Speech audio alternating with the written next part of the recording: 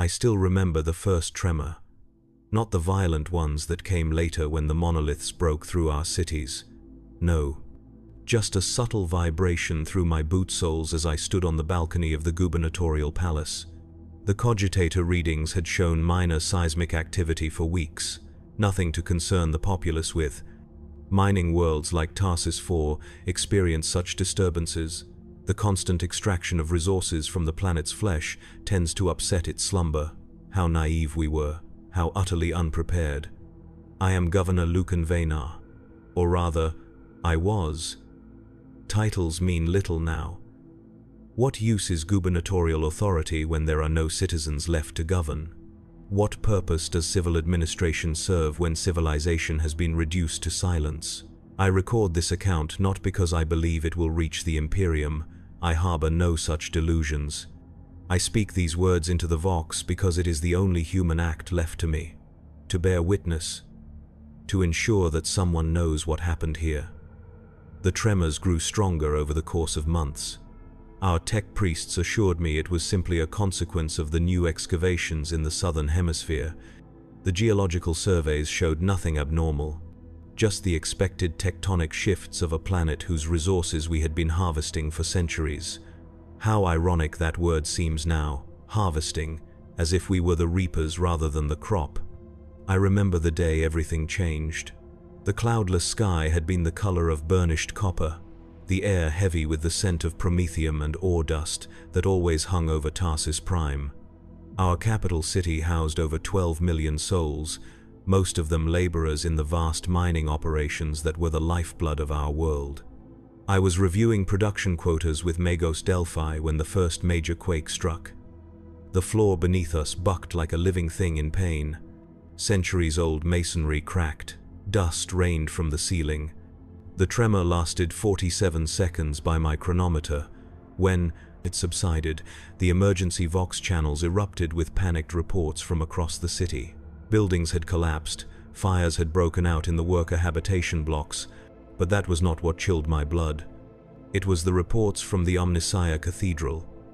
A structure of immense proportions, built upon what the Mechanicus had always claimed was a natural formation of unusual electromagnetic properties. The tech priests had constructed their primary facility there to better commune with the machine spirit of our world. The quake had split the foundation of the cathedral, and beneath it, something had been revealed. Black metal. Magos Delphi said, his augmented voice betraying an emotion I had never heard from him before. Impossibly smooth, impossibly old. I ordered immediate containment.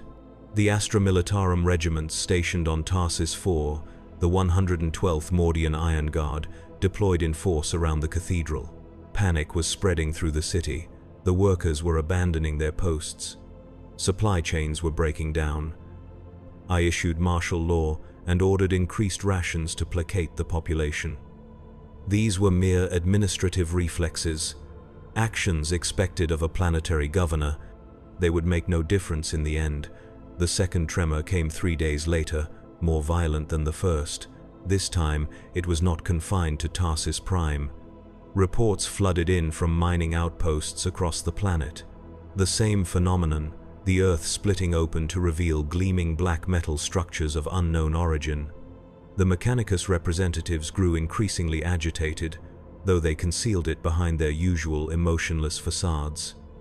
I am not a fool. I recognized fear in their binary cant, in the way their mechadendrites twitched and coiled. It was Magos Delphi who finally spoke the truth on the 7th day after the initial tremor. "Governor Vaynar," he said, his voice modulated to a near whisper, "I believe we have disturbed a tomb world." I knew what those words meant. Every imperial servant with high enough clearance knows of the ancient Xenos that sleep beneath the surfaces of countless worlds. The Necron tier, the soulless ones. The dynasties that ruled the galaxy when humanity was nothing but primitive tribes huddling in caves on ancient Terra. I had read the classified reports. I had seen the picked captures of the metal skeletons, the horrifying weapons that reduced human beings to their constituent atoms. I ordered immediate evacuation of all non-essential personnel. I sent astropathic distress calls to the nearest imperial worlds. I requisitioned every void ship in the system, but it was already too late. The tremors were increasing in frequency and intensity, and on the 8th day, they came. The first monolith rose from the earth beneath Omnissiah Cathedral. The structure simply collapsed around it, as if the ancient stones were nothing but dust in the wind. The monolith was a perfect pyramid of obsidian metal that seemed to drink the light. It rose slowly, majestically, trailing soil and broken rockcrete until it hovered 30 meters above the ground. No engine sound, no visible means of propulsion, just silent, impossible defiance of gravity. The Mordian 112th opened fire, las weapons, heavy bolters, missile launchers. The energy simply dissipated against the surface of the monolith. Not even a scorch mark. The pyramid rotated slowly, as if surveying the insects that dared to attack it.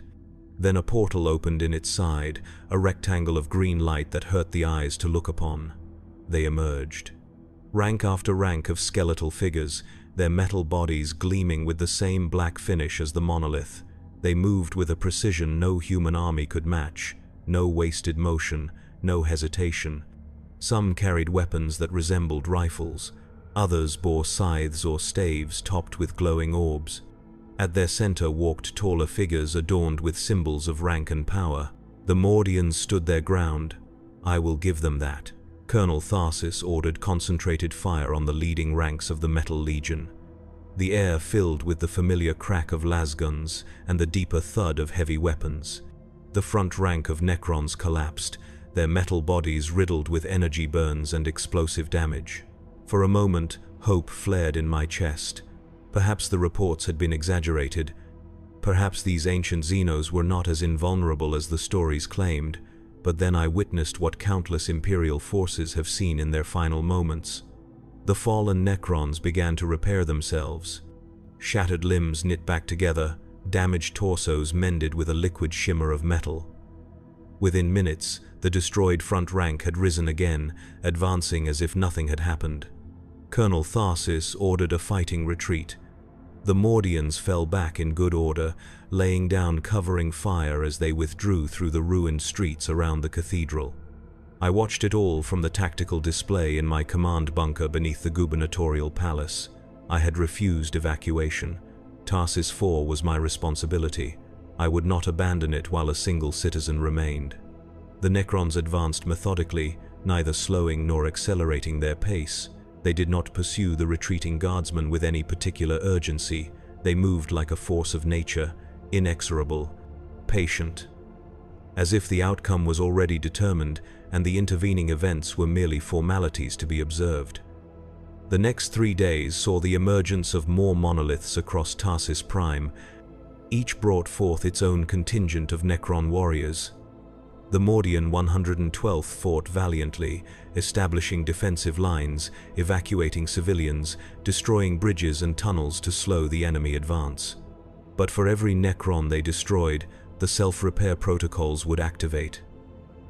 The fallen would rise again, and the Mordians could not replace their losses. I ordered the deployment of our few armored units. Leman Russ battle tanks and Chimera transports rumbled through the streets, their engines echoing off the hab blocks. For a time, it seemed to make a difference. The heavier weapons could damage the Necrons more extensively, requiring longer repair cycles. But then the monoliths themselves joined the battle. I will never forget the sight of a Leman Russ, 50 tons of Imperial might, simply coming apart, not exploding, not burning, just disintegrating into constituent atoms as the beam from a monolith played over it. The crew did not even have time to scream. One moment they existed, the next they were simply gone, not even ash remaining to mark their passing. By the 10th day, the Necron forces had secured a perimeter 5 kilometers in diameter around the former site of Omnissiah Cathedral. Within this zone, they began constructing structures of the same black metal as their bodies. Obelisks rose, pyramids assembled themselves from blocks that appeared from nowhere, a grotesque parody of the human city that had stood there before. It was on the 11th day that they began the harvest. The Necrons advanced beyond their perimeter in perfect formation. But now they did not attack the military units opposing them. Instead, they moved directly toward the civilian population centers, the hab blocks, the worker dormitories, the refugee camps that had sprung up as people fled the fighting. Their weapons were not set to disintegrate. Instead, they fired beams that paralyzed their victims. Human bodies froze in place, still living, still conscious, but unable to move or speak. Then came the harvester constructs, floating barges of metal, ornate and ancient, that moved among the paralyzed humans. Mechanical arms extended from these barges, lifting the helpless victims and arranging them in precise rows within the holds. No emotion, no cruelty, no pleasure taken in the suffering, just the methodical collection of resources. I ordered the Mordians to prioritize the protection of civilians. It was a futile gesture. Necrons simply ignored concentrated resistance, flowing around it like water around a rock. Their only objective was the collection of human beings. When a hab block was emptied of life, they moved on to the next. Building by building, district by district. The astropathic choir reported that their distress calls were being blocked. Some kind of interference emanated from the Necron structures, preventing psychic communication. We were alone, cut off. Our fate would be unknown to the wider Imperium until a trader vessel or Imperial Navy patrol entered the system and found a tomb world where a human colony had once thrived. By the 15th day, the evacuation had largely failed. The spaceport had fallen to the Necrons early in their advance. Most of the vessels that managed to take off were shot down by weapons fire from the monoliths. Green lances of energy reaching up into the sky, swatting ships from the air with contemptuous ease. A few may have escaped. I pray to the God Emperor that some did, that someone will know what happened here. The Mordian 112th made their final stand on the 20th day. Colonel Tharsis had consolidated his remaining forces around the last major refugee camp in the industrial district. Approximately 100,000 civilians had gathered there, the remnants of Tarsis Prime's once thriving population. The colonel had deployed his forces in a classic defensive formation, heavy weapons teams covering the approaches, infantry in reinforced positions, the few remaining tanks dug into hull-down positions. The Necrons came at dawn, not just warriors this time. I saw new forms among their ranks, massive constructs that walked on four legs like metallic spiders, flyers that resembled mechanical scarabs the size of Valkyrie gunships, and leading them, a figure that could only be a Necron lord, taller than the others, more ornate, a staff in one hand that crackled with energy that hurt to look upon, even through the grainy pict feed.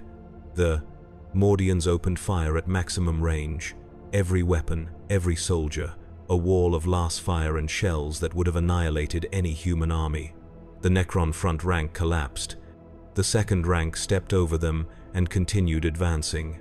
The fallen began to repair themselves, the pattern that had played out a dozen times before, but now it was the last act of the tragedy.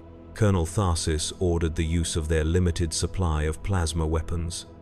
The superheated matter struck the advancing Necrons, melting through metal bodies, leaving glowing craters in their wake.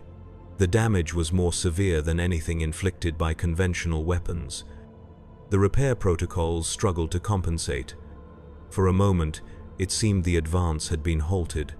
Then the spider-like constructs scuttled forward. They fired beams of energy that cut through the Mordian heavy weapon emplacements like paper. The flyers dropped what looked like metallic scarabs that scurried toward the Imperial lines, latching onto equipment and men alike, burrowing into flesh and machinery with equal ease. The Necron Lord raised its staff.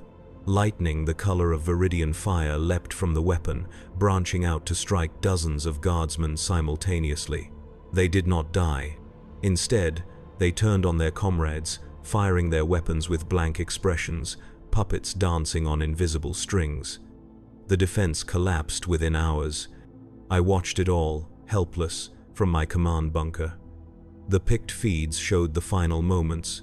Colonel Tharsis, surrounded by his command squad, charging the Necron Lord with fixed bayonets, the casual sweep of the Lord's staff. the disintegration of men who had served the Imperium faithfully for decades. Then the feed cut out. I sit here now, alone in the darkness of the bunker. The power failed days ago. I speak these words into a Vox recorder powered by its own small fusion cell.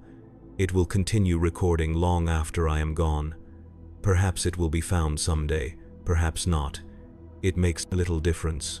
I can hear them above me. The methodical footsteps of the Necron warriors as they sweep through the ruins of the gubernatorial palace. The humming of their weapons.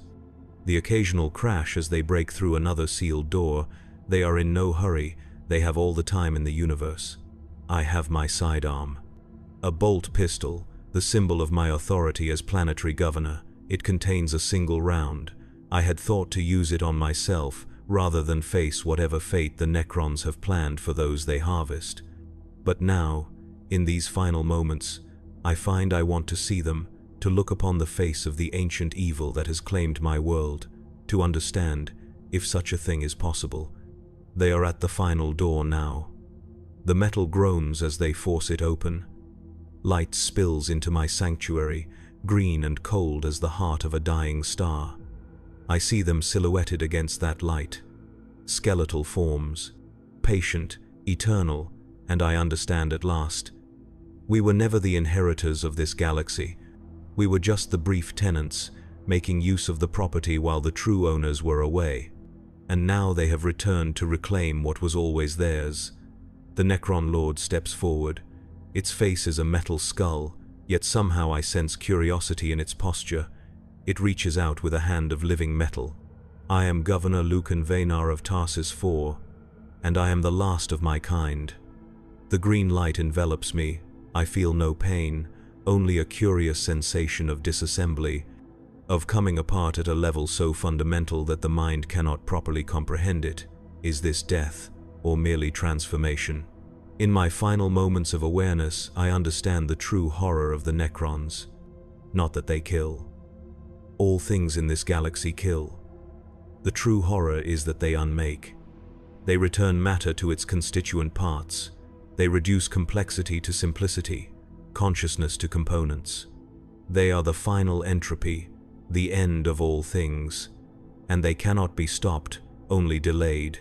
Remember Tarsis IV, remember that, beneath the surface of countless worlds, the Ancient Ones slumber, and when they wake, there is only silence, only the harvest, only the cold light of stars that will outlive us all. The first stages of the harvest completed, I found myself still conscious, still aware. This was unexpected. The Necron technology had not reduced me to my atomic components, as I had seen happen to so many others. Instead, I existed in a state neither fully material nor fully energy, a ghost trapped between dimensions. I could see my body, or what remained of it, suspended in a crystalline matrix aboard one of their harvest barges. All around me, thousands of others hung similarly preserved, not dead, not alive, something in between. I could not move, could not speak, could only observe as the barge moved through the ruined streets of what had once been my capital city. The Necron warriors continued their methodical advance through the remaining districts. The resistance had crumbled after the fall of the Mordian 112th. Isolated pockets of PDF forces or armed civilians would occasionally fire upon the advancing metal tide, but these were minor inconveniences, swiftly dealt with. The Necrons did not pursue those who fled. They simply continued their relentless harvest of all who remained within their path. From my suspended state, I witnessed things no living human was meant to see. The Necron tomb complex beneath our world was vast beyond comprehension. The excavations we had conducted over centuries had barely scratched the surface. Our deepest minds had only just begun to disturb the outermost defensive systems of a civilization that had been ancient when the first humans looked up at the stars. The harvest barge descended into one of the great pits that had opened in the earth. Down we went, past layers of rock and soil, into tunnels lined with the same black metal as the monoliths. The air grew colder. The light dimmed to a sickly green glow that emanated from crystalline structures set into the walls at regular intervals. We emerged into a vast chamber that defied comprehension. It stretched beyond the limits of vision, a space so enormous that it should have been impossible beneath the surface of a planet. Across its floor, ranked in perfect geometric patterns, stood millions of Necron warriors in states of dormancy, an army waiting to be awakened, and this was just one chamber. I sensed that there were others, equally vast, throughout the world that had once been mine. The harvest barge docked at a structure that resembled a temple or laboratory. Mechanical arms extended to retrieve the crystalline matrices containing the harvested humans. We were moved through a series of chambers, each filled with equipment of purposes I could not begin to fathom. In some, I glimpsed human bodies being methodically dissected by automated tools. In others, living subjects were subjected to energies that transformed their flesh in horrifying ways. I was brought to a circular chamber dominated by a device that resembled a throne. Upon it sat a Necron unlike any I had seen before. Its body was more ornate, covered in symbols and decorations that suggested immense age and status. Its skull-like face featured more detailed features, almost a parody of human expression. This, I realized, was no mere lord. This was a Necron of the highest rank, a Pharaon perhaps, or an overlord of significant dynasty. The crystalline matrix containing my essence was placed before this being. The Pharaon regarded me with eyes that glowed with the same sickly green energy that permeated the tomb complex. Then it spoke, not with a voice as humans understand it, but directly into my mind. Planetary designate Lucan Venar, it said, the concepts forming in my thoughts without passing through my ears. Administrator classification. Subject displays higher cognitive functions than standard harvested material, potentially useful. Another Necron entered the chamber, its form suggesting a different function than the warriors I had seen before. Its body was festooned with tools and devices that reminded me somewhat of a Mechanicus tech priest, though far more advanced and alien. Commence memory extraction, the Pharaon commanded. Full neural mapping, preserve cognitive architecture for potential conversion. The cryptech, for that must have been its function, approached my suspended form. It raised a device that resembled a staff topped with a complex arrangement of crystals and metal components. The device activated, sending tendrils of energy into the matrix that contained me. Pain is an inadequate word for what followed. Every memory, every thought, every aspect of my being was extracted and examined. I experienced my entire life simultaneously: birth, childhood, my rise through the administrative ranks, my appointment as planetary governor, every decision, every regret, every moment of joy or sorrow laid bare and categorized by the cold, alien intelligence that sifted through my mind. I learned things during this process. Knowledge flowed both ways across the connection established by the cryptech's device. I glimpsed the history of the Necron race, their ancient war with the beings they called the Old Ones, their bargain with the Satan and the biotransference that transformed them from mortal beings into deathless machines, their long slumber and their gradual awakening across the galaxy. I saw the Necron perspective on humanity. We were not enemies to be hated. We were not even worthy of contempt. We were simply resources, raw material to be harvested and utilized. In some cases, our neural patterns might be preserved and transferred into Necron constructs as a form of limited continuation. In others, our bodies would be rendered down to their component elements to serve as raw materials for Necron technology. The vast majority would simply be eliminated as inefficient or unnecessary. The pain subsided. The cryptech withdrew its device. The Pharaon regarded me with what might have been curiosity, if such an emotion could exist in a being so utterly alien. Subject displays unusual resilience, it observed. Neural patterns maintain coherence despite extraction process. Rare quality. Potentially indicative of compatibility with the transference protocols. The cryptech made a gesture that might have been agreement or deference.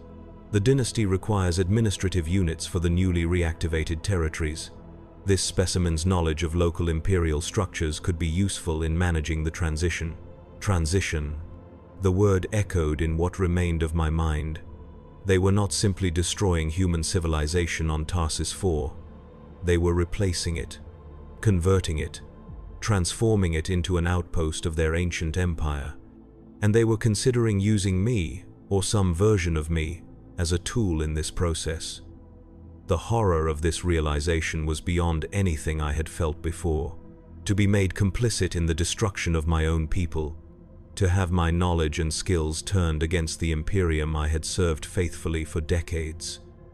It was a violation more profound than any physical torture. Proceed with conversion, the Pharaoh commanded. Priority level 3. If successful, assigned to administrative functions in the northern extraction quadrant. The crystalline matrix containing my essence was removed from the chamber by automated systems. I was transported through more tunnels and chambers, catching glimpses of the vast Necron installation.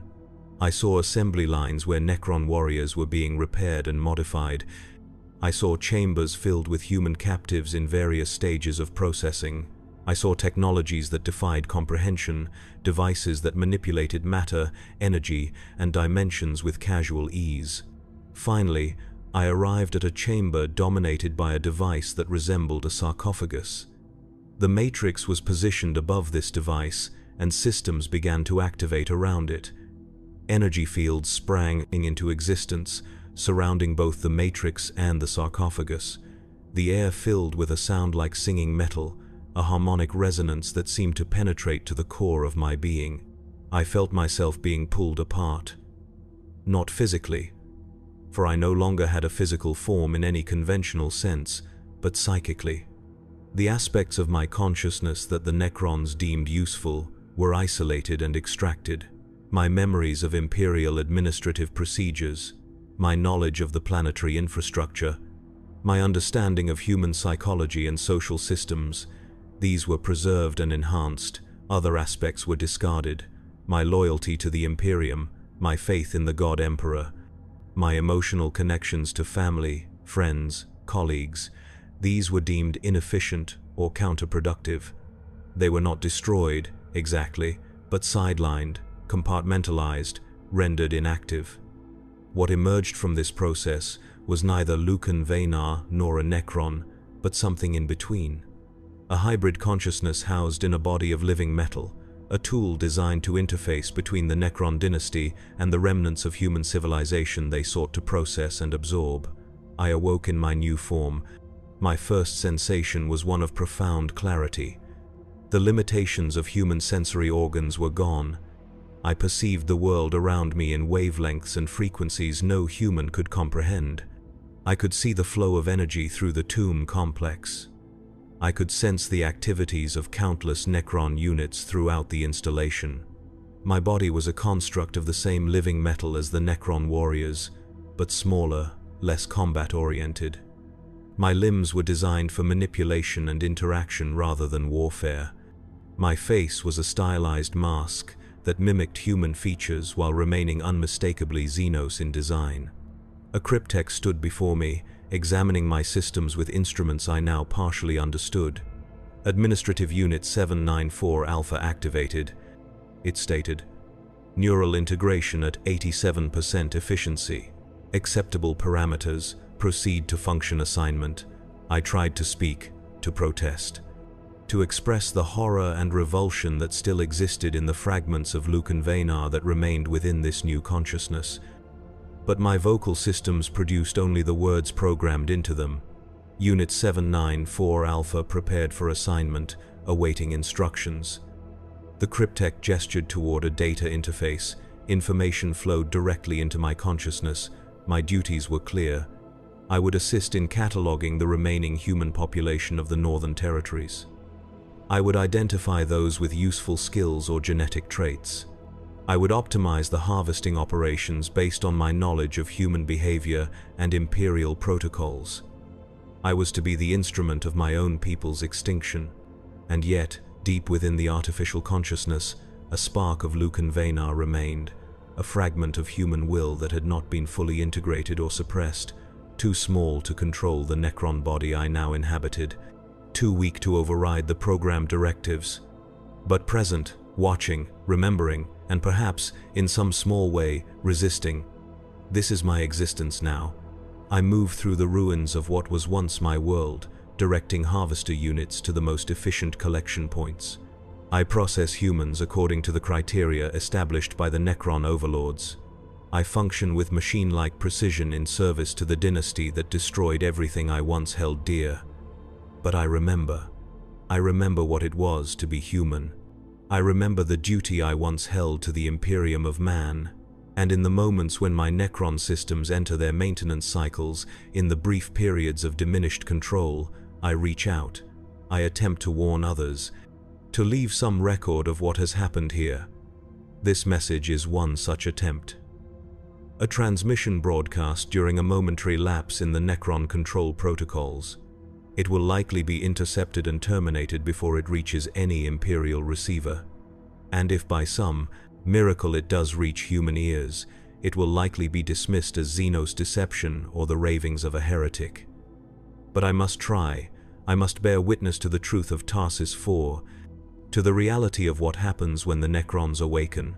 They do not simply kill, they transform, they convert, they repurpose, and in doing so, they inflict a fate worse than death. They offer a grotesque immortality that preserves function while destroying essence. They create undeath not just of the body, but of the mind and soul. If you receive this transmission, if you hear these words, heed my warning. When the ground trembles, when black metal is revealed beneath the soil of your world, flee. Do not stand and fight. Do not attempt to reason or negotiate. Just flee, for what comes is not an enemy that can be defeated.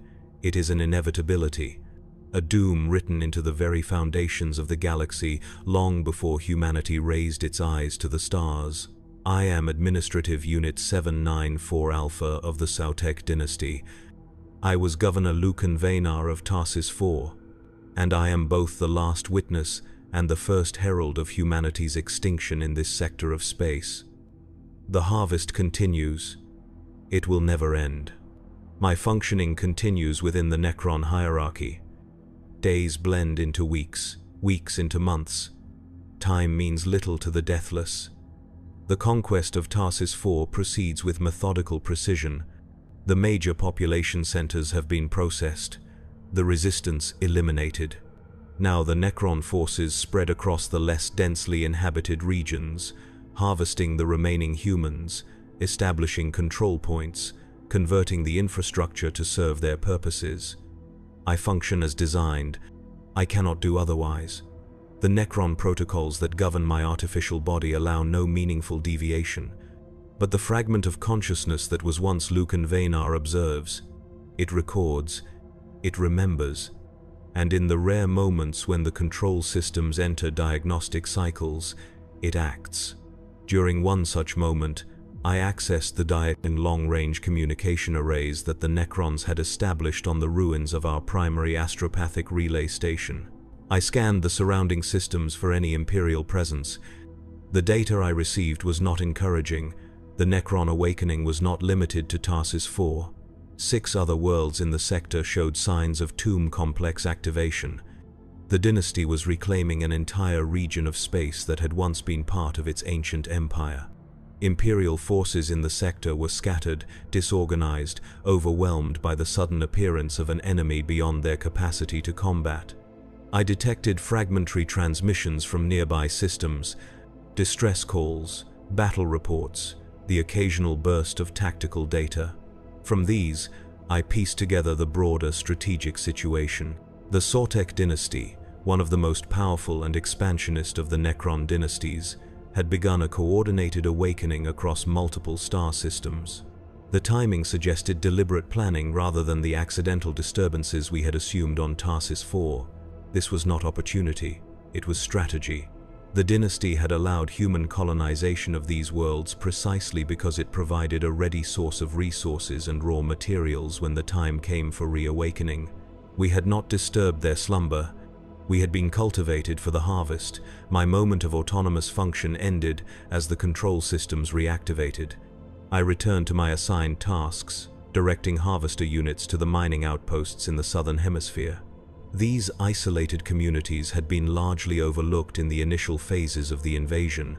Now they were being systematically processed.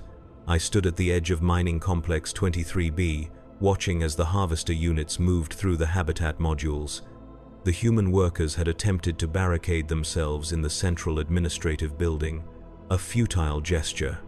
The Necron warriors simply phased through the solid walls, appearing inside without disturbing the barricades. The screaming lasted approximately 47 seconds. Then, silence. The harvester units emerged, their containment fields filled with paralyzed human forms arranged in neat rows. Some would be processed for immediate material conversion, others would undergo evaluation for potential special applications. A small percentage, those with unusual genetic traits or neural patterns, might be preserved for study or experimentation. As I compiled the efficiency report on the operation, a flicker of autonomous thought surfaced in my consciousness. A memory of when I had visited this same mining complex 3 years earlier, the dedication ceremony for a new extraction shaft, the faces of the miners and their families, the modest celebration in the communal dining hall, the pride they had taken in their contribution to the Imperium, all gone now, all converted to serve the purposes of the dynasty. The memory should have triggered an emotional response, grief, anger, horror, but the Necron systems that housed the remnants of Lucan Venar were not capable of such reactions. The memory was processed, categorized, and filed away as potentially useful contextual data for future harvesting operations. I received new instructions through the command network. My presence was required at the central tomb complex. The Pharaon wished to evaluate my functioning and the progress of operations in my assigned sector. I boarded a transportation platform, a disk of living metal that hovered above the ground and moved with silent speed across the blasted landscape of what had once been a thriving imperial world. The journey provided an opportunity to observe the transformation of Stasis 4. The Necron architects had begun the reconstruction process.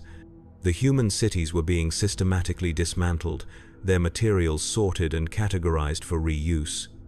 New structures rose in their place, obelisks of black metal that pulsed with green energy, pyramids that served as power generation nodes, monoliths that had transformed from war machines to permanent installations, hovering in fixed positions above key strategic locations. The land itself was changing. The atmosphere was being altered to specifications more suitable for Necron technology. The temperature had dropped significantly. The characteristic red-tinged sky of Stasis 4 had taken on a greenish cast. Native plant life was withering, unable to survive in the changing conditions. Animal species were being collected and catalogued, some preserved in stasis fields for unknown purposes, others simply eliminated as irrelevant. I arrived at the central tomb complex. What had once been the site of Omnissiah Cathedral was now the heart of Necron operations on the planet. The surface structures extended for kilometers in all directions, but they were merely the visible portion of a vast underground network that reached deep into the planet's crust. I was escorted by warrior units to the Pharaon's audience chamber. The overlord of the Sortek dynasty forces on Stasis 4 sat upon a throne of living metal that shifted and adjusted continuously to optimal configurations. Around it stood crypts of various specializations, lords of different ranks, and other specialized units whose functions I could only partially comprehend. The Pharaon regarded me with its glowing eyes. Its face, more detailed than those of lower-ranked Necrons, formed what might have been interpreted as a contemplative expression. Administrative Unit 794 Alpha, it said, its communication transmitted directly to my cognitive systems. Your performance metrics exceed projected parameters. The harvest in your assigned sectors progresses at 108% of standard efficiency. I could not respond except as programmed. The knowledge base incorporated from the former planetary administrator provides useful contextual advantages in targeting high-value resource concentrations. The Pharaon made a gesture that caused data to flow between us. I received information about the broader strategic situation. The conquest of the sector was proceeding according to plan. 17 major imperial worlds had fallen, 34 were in various stages of conquest. The imperial response had been disorganized and ineffective. The organic empire fails to adapt, the Pharaon observed. Their command structures are hierarchical and rigid. Information transfer is inefficient. Their strategic response time exceeds our operational tempo by a factor of 4.7. Victory is mathematically inevitable. Another Necron stepped forward. This one was different from the others I had encountered. Its form was more slender, its movements more fluid. Its skull face featured elaborate engravings, and its eyes glowed with a different frequency than the standard units. The triumph of inevitability was never in question. Most glorious Pharaon, this newcomer said, its communication style more elaborate and formal than the functional exchanges I was accustomed to. Yet we must consider the wider implications. The organics possess certain advantages of flexibility and creativity that may yield unexpected variables in extended conflict scenarios. The Pharaon turned its gaze to this Necron. Your caution is noted, Vizier Ahmontek, yet the data remains conclusive.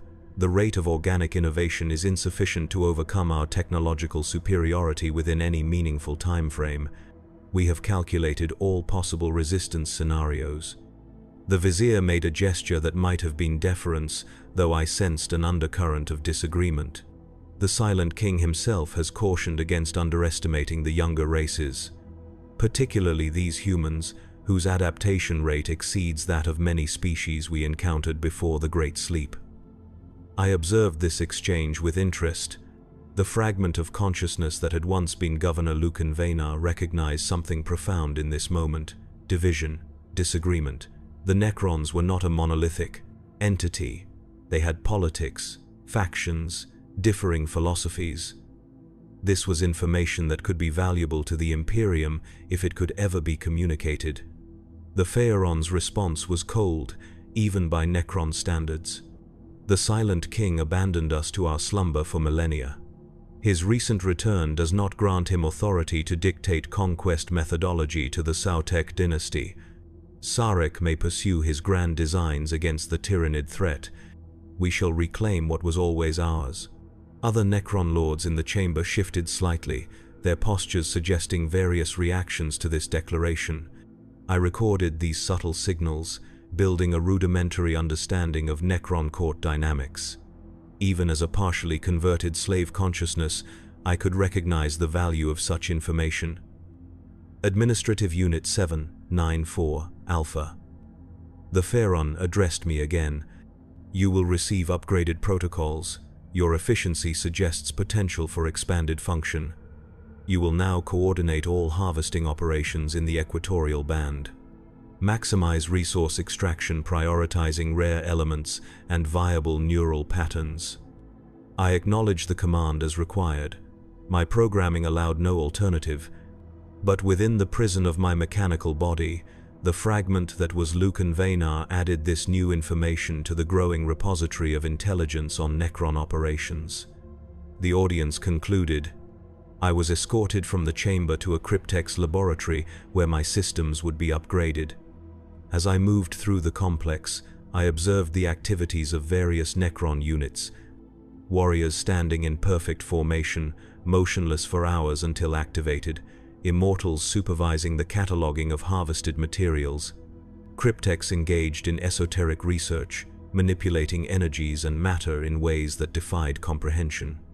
In the laboratory, my consciousness was temporarily suspended while new protocols were integrated into my systems. When awareness returned, I found my capabilities expanded. I could now directly interface with harvester units, coordinating their activities without intermediary communication. I could access broader spectrum data about planetary conditions. I could process information more efficiently. With these enhancements came new insights. I began to understand more about the Necron plan for Tarsis IV.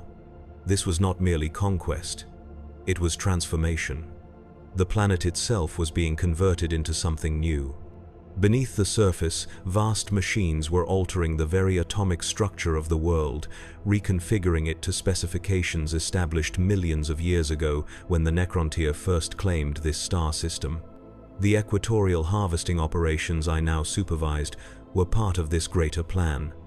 The humans being processed were not merely resources, they were components in a vast calculation. Each mind, each body, contributed specific elements to the equation. The Necrons were not simply killing, they were solving a problem of cosmic proportions, using human lives as variables. Days passed. Weeks. Months.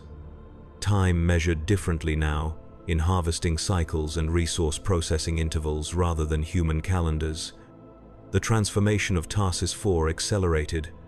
The atmosphere continued to change, becoming thinner, colder. The native ecosystem collapsed entirely, replaced by crystalline structures that served functions beyond my comprehension. The harvesting neared completion. The human population of Stasis 4, once numbering over 8 billion souls, had been reduced to scattered pockets of survivors in the most remote regions. My harvester units tracked them methodically, prioritizing based on efficiency calculations rather than any sense of urgency. The outcome was inevitable. Only the timeline remained variable. During one of my diagnostic cycles, when the control protocols temporarily relaxed, I managed to access a long-range communication array. I detected Imperial signals from the edge of the sector. A battle group had formed, attempting to contain the Necron expansion. From the fragmentary data I could intercept, their efforts were failing. The Necron forces were too numerous, too powerful, too coordinated. Yet the Imperium fought on. Despite overwhelming odds, despite certain defeat, they continued to resist. This puzzled the Necron consciousness that now formed the dominant part of my being. The logic was flawed. The mathematics of the situation clearly indicated the optimal course was surrender and managed resource conversion rather than destruction. But the fragment of Lucan Vaynar understood. Humanity would not go quietly into the endless night, would not submit to the cold calculation of species extinction, would rage against the dying of the light with every weapon, every soldier, every prayer to the God Emperor until the last human breath in the sector was extinguished. My autonomous moment ended. Control protocols re-established dominance. I returned to my assigned functions, directing harvester units to a small settlement in the polar region where approximately 300 humans had established a primitive survival camp. The warriors deployed. The harvesting proceeded with mechanical precision. Resources were collected. The settlement was erased from existence. I compiled the efficiency report, noted the statistical variations, calculated the optimal deployment for the next harvesting operation. All according to my programming, all in service to the dynasty. Yet the spark remained, the fragment of human consciousness, observing, recording, remembering, and in its quiet, powerless way, resisting. It was during the final phase of the planetary conversion that the unexpected occurred, a disturbance in the tomb complex. Alert protocols activated, warriors mobilized. I was directed to secure the harvested resources while combat units responded to the intrusion. Through the command network, I accessed sensor data from the affected area. A small Imperial force had somehow penetrated the outer defenses. Not Astra Militarum, not common soldiers. These were Adeptus Astartes, Space Marines in midnight blue armor adorned with skull insignia and memento mori iconography. The Mortifactors chapter, known for their death rituals and tenacious resistance against impossible odds. They moved through the Necron complex with surprising effectiveness. Their weapons, a combination of bolters and power weapons, proved capable of inflicting damage that temporarily overwhelmed the Necrons' repair protocols. They operated with a coordination and tactical awareness that surpassed standard human military units. The Necron response was immediate and overwhelming. Warriors and immortals converged on the intrusion point, Lich Guards activated to protect high-value targets, destroyers deployed to key junctions to prevent the intruders from reaching critical systems. I was not directly involved in the combat operations. My function was administrative, not martial. but I observed through the command network as the battle unfolded. The Space Marines fought with incredible skill and determination, each warrior worth dozens of Necron units in direct combat, but the Necron advantage was insurmountable. For every warrior destroyed, 3 more took its place. The Space Marines were surrounded, isolated, and systematically eliminated, all except one. A single Astartes, more heavily armored than his brothers, fought his way deeper into the complex, while the others provided covering fire and sacrificed themselves to secure his advance. He carried an unusual device, not a weapon but some kind of technological artifact that emitted energy signatures that disrupted Necron systems in proximity. This Space Marine reached a junction near the central power distribution node before being cornered by Lishguard units. The battle that ensued was brief but extraordinary. The Astartes fought with a fury that transcended normal human capacity, his power axe cleaving through Necron bodies with impossible speed and strength. But inevitability prevailed. A Lishguard's war scythe penetrated the Space Marine's armor. The warrior fell to his knees. Yet instead of attempting to continue the fight, he activated the device he carried. A blinding pulse of energy erupted from the artifact, spreading through the nearby systems in a cascading wave of disruption. I felt it pass through my consciousness like a knife through flesh. For a brief moment, the control protocols faltered. The Necron programming that dominated my existence weakened. And in that moment, Lucan Venar resurfaced with greater strength than ever before. I seized control of my mechanical body, accessed the command network, transmitted data packets containing everything I had observed and recorded about Necron operations, weaknesses, command structures, and strategic objectives. I had no way of knowing if any Imperial receivers would detect the transmission, if the data would reach those who could use it. But I acted while action was possible. The moment passed quickly. The Necron systems adapted to the disruption, control protocols re-established dominance, but something had changed. The balance between the artificial consciousness and the fragment of Lucan Venar had shifted slightly. The division was no longer as absolute.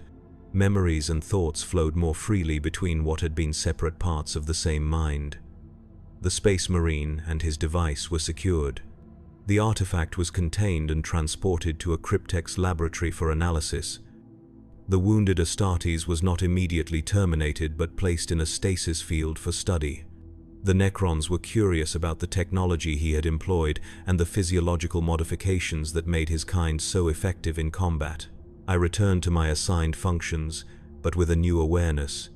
The fragment of Lucan Venar had grown stronger, could observe more clearly, could occasionally influence the artificial consciousness in subtle ways, not enough to countermand the control protocols or disobey direct orders, but enough to introduce minor variations in implementation, small inefficiencies, slight delays, minuscule acts of sabotage that would never be detected individually but might, in aggregate, make some microscopic difference.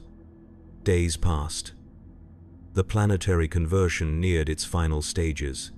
The atmosphere had been completely transformed, now composed of gases that would have been toxic to human life, had any human life remained to be affected. The surface was unrecognizable, a landscape of geometric metal structures and crystalline formations arranged in patterns of mathematical perfection. Tarsus 4 was no longer a human world. It was no longer even a planet in the conventional sense. It had become a node in the awakening Necron dynasties network, a nexus of power and computation serving purposes that extended far beyond mere territorial conquest. I was summoned once again to the Pharaon's audience chamber. The Overlord of the Sautek forces sat upon its reconfiguring throne, surrounded by lords and cryptex. But there was a new presence in the chamber, a Necron unlike any I had encountered before. This being towered over even the Pharaon. Its body was of more ancient design, covered in symbols and hieroglyphs that my systems could not translate.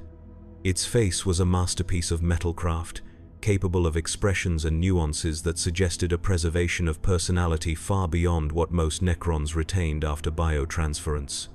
It carried a staff of office that thrummed with energies that hurt to perceive even with my artificial senses. The Tarsis node is operational, the Phaeron reported to this imposing figure. Conversion efficiency exceeded projections by 12%. The dynasty's holdings in this sector are secured. The humans have been contained. The ancient Necron regarded the Phaeron with an unreadable expression. When it spoke, its communication bypassed standard protocols, resonating directly in the cognitive systems of all present. You have performed adequately, Phaeron Sakemnet. The Sortek dynasty expands as is its right, but your focus remains too narrow. You see only the conquest of real space in this sector. You do not perceive the greater threat that approaches from beyond the galactic rim. The Phaeron's posture stiffened slightly. The defense of our awakened territories against the human Imperium requires full resource allocation, Nemazor Zandrek. The extragalactic threat remains theoretical and distant. The Ancient One, this Nemazor Zandrek, made a gesture of dismissal. Your strategic assessment is flawed by temporal provincialism. The Great Devourer advances. The Silent King has confirmed its approach. We must prepare not merely to reclaim our ancient territories, but to defend the galaxy itself against consumption. The exchange continued, revealing divisions within Necron strategic thinking that I had only glimpsed before. Some focused solely on reclaiming their ancient empire. Others looked to threats beyond, preparing for conflicts on a scale that dwarfed the conquest of mere planets or systems. I recorded it all. The fragment of Lucan Vaynar analyzed and categorized this information, recognizing its potential value to the Imperium. Knowledge of Necron factions and their differing objectives could provide strategic advantages if exploited properly. The audience concluded with no resolution to the philosophical disagreement. The Nemazor departed, presumably to continue his inspection of other conquered worlds in the sector. The Phaeron issued new directives focused on consolidating control and expanding to neighboring systems. My own instructions remained unchanged. I would continue to administer the final stages of resource extraction from the remaining harvestable materials on Tarsis 4. As I left the audience chamber, my path took me past the Cryptech laboratories where the captured Space Marine was being studied. I glimpsed him through a doorway, still suspended in a stasis field. His armor had been partially removed, revealing the augmented physiology beneath. Cryptech studied him with various scanning devices, recording data on his enhanced musculature, reinforced skeletal structure, and additional organs.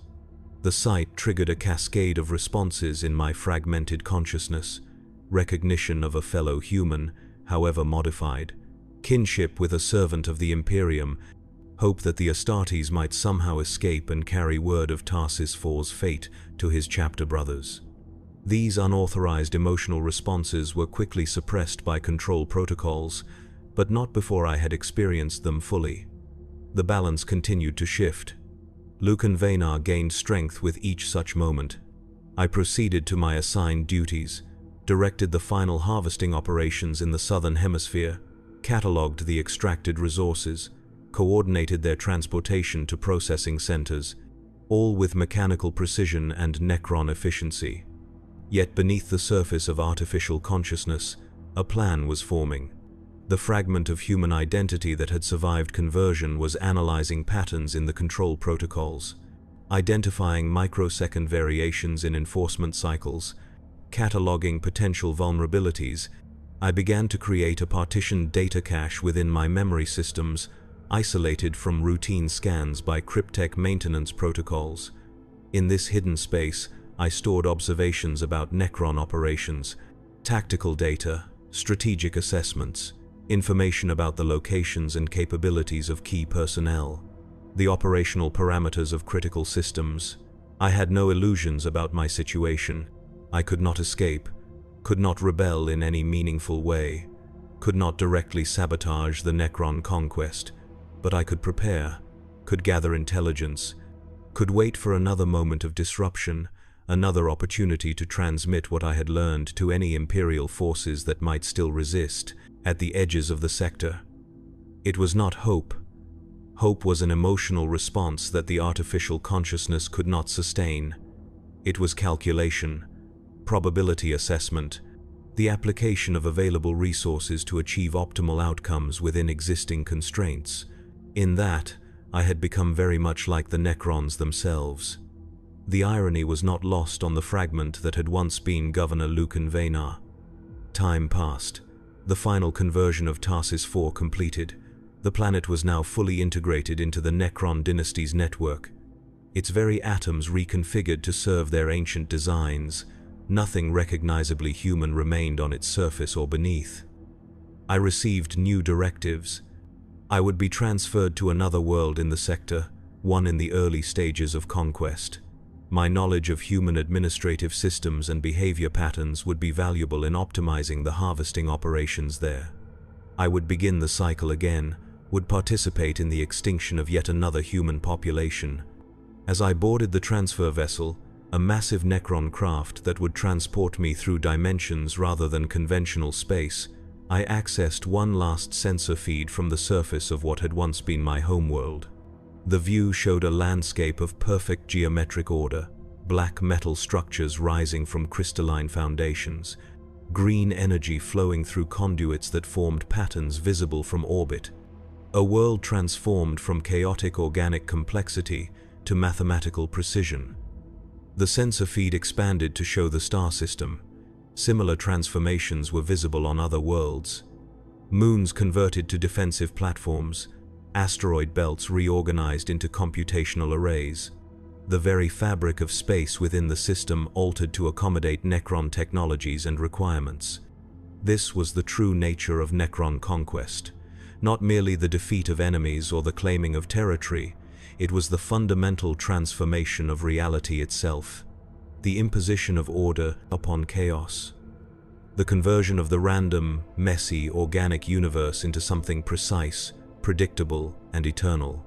As the transfer vessel prepared for dimensional translation, I directed a narrowband transmission toward the edge of the system. A final data burst containing everything I had managed to compile about Necron operations, weaknesses, and strategic objectives. The transmission was disguised as routine system maintenance signals, unlikely to be detected or intercepted by Necron monitoring protocols. It would probably never reach Imperial receivers, would probably dissipate in the void, unheard and unheeded. But the act itself was significant.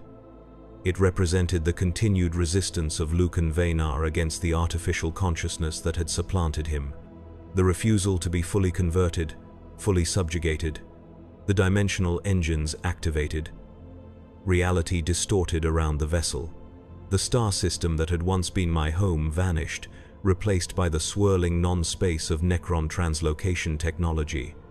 We emerged above another world, another target, another population of humans unaware of the doom approaching from above.